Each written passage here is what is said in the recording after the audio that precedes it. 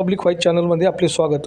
नुकतेच प्र.ई. सोनकांबळे प्रतिष्ठान व सरस्वती जाधव बहुउद्देशीय सेवाभावी संस्था व श्रमिक वर्तमानपत्र विक्रेता संघटनेतर्फे भास्करराव पेरे पाटील यांचे व्याख्यान आयोजित केले होते.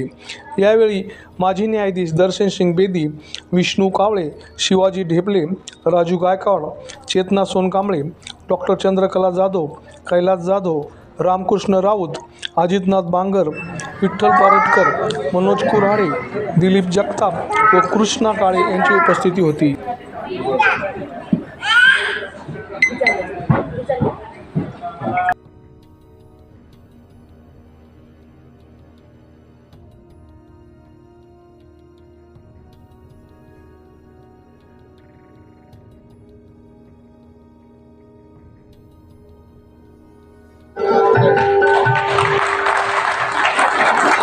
हार 20 किलोचा जरी असला तरी कर्तृत्व मात्र अतुलनीय आणि न मोजता येणार आहे.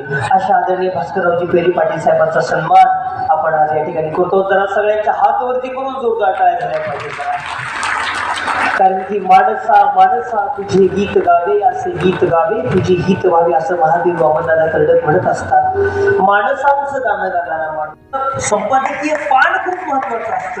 तसं आमच्या आयुष्यातलं संपादकीय पान म्हणून त्यांचा मी उल्लेख करत असतो. अशा दादांचा सन्मान आपण या ठिकाणी करतो. अतिशय जिंदादिल अंतःकरणाचा माणूस म्हणून दादांना आम्ही पाहतो. त्याला जोरदार टाळ्या झाल्या पाहिजे. सर मित्रहो, या ठिकाणी काम लहान मोठं नसतं. आपल्या अनेक संतांनी महापुरुषांनी हे सांगितलेलं, हे सिद्ध केलेलं आहे. अमेरिकेचा राष्ट्राध्यक्ष रिटायर झाल्यावर पुन्हा बँकेत नोकरी करतो. याचा अर्थ काय होतो की काम मोठं नाही. तुम्ही ज्या नशिबाला तुमचं काम आलं, तुमच्या नशिबाला जे काम आलं ते काम इमानीद्वारे करणं, माणसाला तिथंच देव भेटतो, दुसरीकडे नाही. हा माझा ठाम विश्वास. म्हणून तुम्हाला माझी विनंती आहे, माझं काम बघा ना. मी कोण आहे? ग्रामपंचायत सरपंच सदस्य म्हणजे काय लय मोठी गोष्ट नाही. काय मोठी गोष्ट आहे? पण अख्खं मंत्रिमंडळ 288 आमदार मला ओळखते, सगळे सचिव मला ओळखते. महाराष्ट्रात कुठेही जाऊन द्या, कानाकोपऱ्यात कोणत्याही गावाला जाऊ द्या, हॉटेलमध्ये जाऊ द्या, न्हाव्याच्या इथे जाऊ द्या, कपड्याच्या दुकानात जाऊ द्या, सगळे लोक ओळखते, बोलते, आदराने मान सन्मान करते. याचं एकच कारण आहे, मी माझं काम मनापासून केलं, त्याचं ते फळ आहे. म्हणून प्रत्येक माणसाने आपलं काम मनापासून केलं पाहिजे, इमानीद्वारे केलं पाहिजे. काही लोकांना असं गैरसमज आहे की आमचं काम लहान आहे किंवा आम्हाला त्याच्यात कमीपणा वाटतो की आम्हाला कमी पैसे मिळते. काय फरक पडत नाही. पैसे किती मिळते हे महत्वाचं नाहीये. तुम्ही खाऊन पिऊन सुखी आहे हे महत्वाचं आहे. तुम्हाला एक गोष्ट सांगतो मी, तुम्ही एक सर्वसाधारणपणे जर विचार केला, मला जर उत्तर दिलं तर बरं होईल. आपण डॉक्टर बाबासाहेब आंबेडकरांची जयंती कधी साजरी करतो? बरोबर आहे. महात्मा गांधींची 2 ऑक्टोबर, बरोबर आहे. आणि आपल्या आजीची नाही आठवत ना? बघा, मला जमीन कोणा ठेवली? आज्याने. प्लॉट कोणा ठेवला? आज्याने. घर कोणी बांधलं? आज्याने. लग्न कोणी केलं? आज्याने. आठवणीत कोण राहिले? डॉक्टर बाबासाहेब आंबेडकर. काय कारण? याचं एकच कारण आहे, हे लोक आयुष्यभर इमानीद्वारे वागले आणि आयुष्यभर यांनी समाजासाठी काम केलं, म्हणून हे समाजाच्या आठवणीत राहिले. आपल्या आज्यानं कधी इमानदारीनं काम केलं नाही. नगरपालिकेचा पंचायतचा टॅक्स भरला नाही, नळाला तोटी लावली नाही, कचरा कुठे टाकायची धोरण नाही, कोणाशी बोलणं सोयीनं नाही, अतिक्रमण केल्याशिवाय राहिलं नाही. याला कोण ध्यानात ठेवून आलं तर केलं नाही. आपण लक्षात ठेवलं पाहिजे की आपण कसं जगायचं. मला मी बार एक गोष्ट लक्षात सांगतो, आपलं काम लहान मोठं ठरत नाही. सफाई कामगार सुद्धा तितकाच मोठा आहे.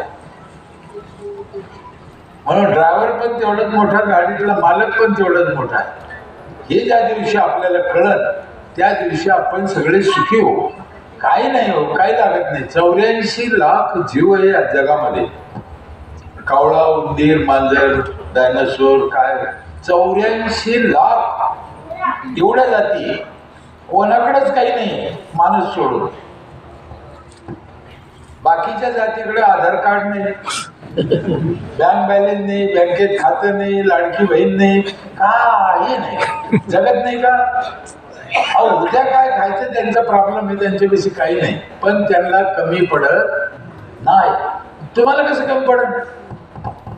कमी पडणार नाही.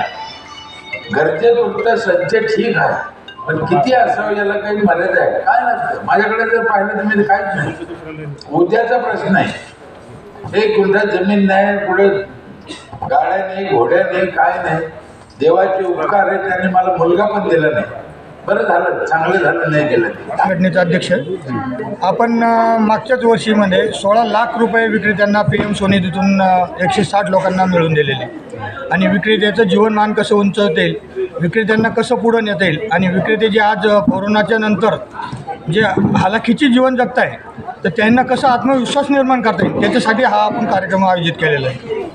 या संघटनेचे किती सदस्य आणि राज्य पातळीवर संघटना नेण्यासाठी काही योजना वगैरे आखल्यात का? या संघटनेचे आतापर्यंत जवळपास 265 सभासद लिगल झालेले आहे, जे की सभासद फॉर्म वगैरे भरून आणि आमच्या राष्ट्रीय पातळीवर नेण्यासाठी प्रगती चालू आहे.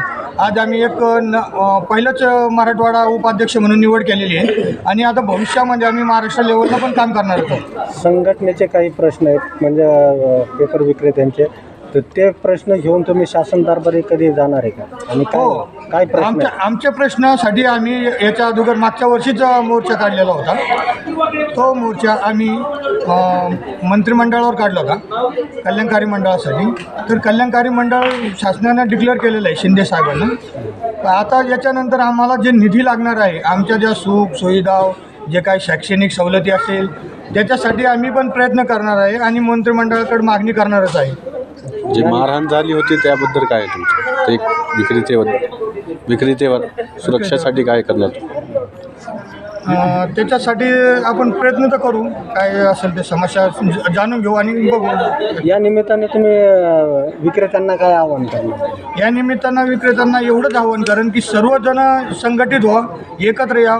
जे विक्रेते सभासद झालेले नाही त्यांनी सभासद व्हा आणि आपल्या पुढच्या आपल्या सुविधासाठी एकत्र येऊन शासनापर्यंत आपण आवाज उठवा. ठीक. आजचं जे आहे ते विक्रेत्यातर्फे पेरे साहेबांचं व्याख्यान ठेवलं. या कार्यक्रमाचा उद्देश काय नेमका कार्यक्रमाचा उद्देश असा आहे की आम्हा विक्रेत्यांना आतापर्यंत म्हणजे कोणीही विचारत नव्हतं, पण आम्ही एक श्रमिक वर्तमानपत्र विक्रेता संघटना तयार केली तेव्हापासून आम्ही सर्वांना माहीत करीत आलो. त्यामुळं आमचा आज सर्व विक्रेत्यांसाठी हा कार्यक्रम ठेवला की जागृती व्हावी विक्रेत्यामध्ये आणि त्यांनी समोर आलं पाहिजे याच्याकरता हा कार्यक्रम. संघटनेची स्थापना कधी झाली? 2012ला.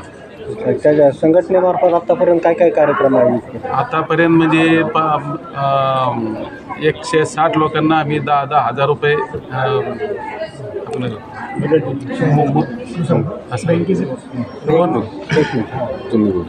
थांबा रेडी. तुमचं नाव सांगा.